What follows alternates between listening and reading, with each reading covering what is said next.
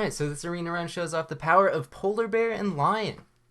I don't think I've actually used a lion in a video yet, so this is a first time, and it actually works out pretty well with the polar bear. Since if you get early polar bear, you're going to get like an additional 8-8 in stats, and if you have 2 level ups planned, you can get another tier 5 to buff with the polar bear, and if it happens to be a lion, then it's going to be your highest tier pet once you sell a polar bear, and it kind of works out like a pretty nicely. I wouldn't say the lion's a good unit whatsoever. I would say it's actually definitely deserves a buff.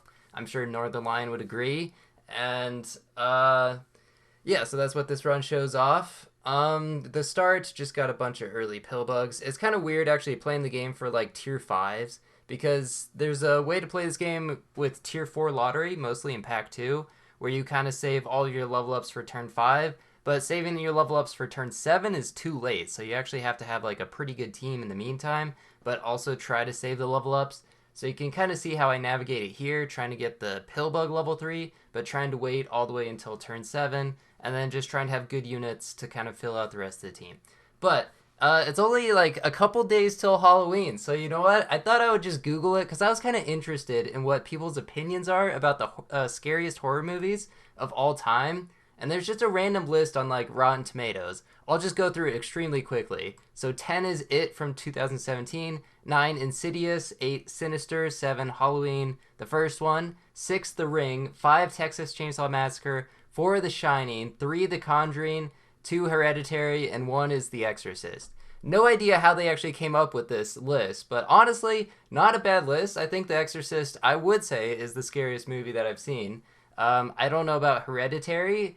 Personally, maybe it's just because like I've watched it after watching so many horror movies, but there's also some movies like I think The Conjuring and Insidious aren't great movies. The only one I haven't seen is The Ring out of all of these, but you know, there's some good movies on there. I'm trying to think like what other movies have really creeped me out that could be on the list. I mean, recently I did watch Oculus. I would say that could probably be on that top 10 list. I don't know, maybe like It Follows could be there too. I think horror is definitely up to just like what personally creeps you out because there's a lot of different forms of horror. You got like the psychological, you got like the gory stuff.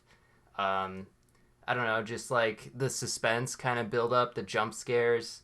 Although jump scares are probably like not considered the highest form of horror. Anyway, that's all I have to say about that, I guess. I should prepare thoughts. That way I have more to say instead of trying to do this on the whim. That would make it much more informed. But instead, I kind of just make things up, and it's not great. But here we go. So turn 7 did suffer a loss, but you can see a lot of level ups planned for this turn. So first up got Seal, then I got Lion, and then I got Polar Bear, and I actually have one more level up here as well. I don't actually really need to take it, but I took it anyway. And then Monkey's kind of weird. So I got 4 tier 5s there. Normally, early Monkey, early Seal is amazing. If you wanted to win the game, I think that's a great combo right there. Seal, I would say, if you look at my 100 wins, which I don't know if I actually brought this up, but I did another 100 arena wins attempt. You play 100 arena games and you try to win as many as possible. The record was cleanup 75. And then my second time around, I did actually break it and got 79 out of 100. But cleanup then did it again and got 82 out of 100. So he still holds the record. But I would say the most consistent way to win in standard pack arena is to go Seal. And if you can, you try to get a squirrel in there. Dodo obviously helps out a lot too. I don't know why I said obviously, but Dodo Rooster or like Dodo Ox is great. And then if you can also pivot into Cat. But food build, just like the fastest way to scale for the most part. Anyway, I got Dragonfly, took the Monkey. I don't even remember what happened, but you can see I got a lot of good stuff here. Level 3 with Dragonfly is like the old Penguin, so it actually gives a whole bunch of stats. Gives even more than the Monkey, and it's only a tier 4. So that's very nice to see.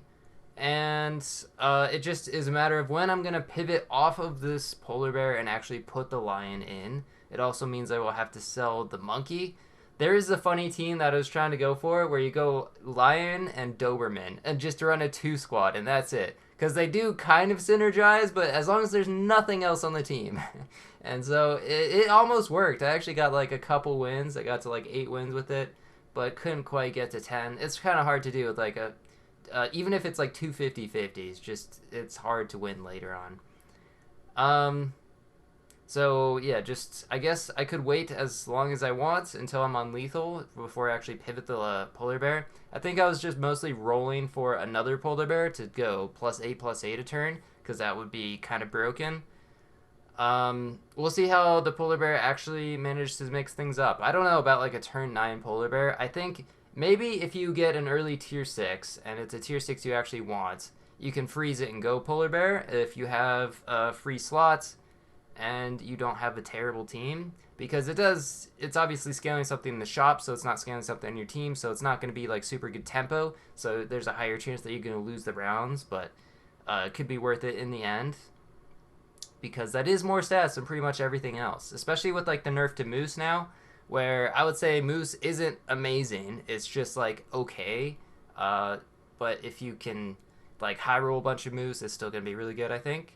Anyway, so there's the team. We got Dodo, Rooster. Luckily, those are tier 2, tier 4. Got Dragonfly, which is a great tier 4 scaler. And then I just have this Pillbug that kind of stuck around for the whole game. And you can see it's only turn 11, and this line is going to pop off. It's going to get +25/+25 to a perfect 50-50. So just an amazing unit right there. Run into a really strong summon team, but luckily the Lemon and the Lion able to pull off the win. So very strong team for turn 11. This actually like worked out really well. I was kind of surprised, honestly, because like my attempts to use Lion have failed pretty miserably. But in this case, it's actually good. So love to see it. Love to actually see a use for the Lion. I think that even the things that are bad in this game, you can kind of make them work if you get super lucky, which is nice. But ideally, you wouldn't have to get super lucky to make Lion work. I don't know how they could buff it. They could make it like 75% stats and then 150 or something. They could maybe just buff its base stats a little bit. Maybe they could make it so it works as long as there's not a tier 6 on board. Like another tier 5 would make it so its ability still goes off. I don't know. There's probably a lot of different ways they could change it.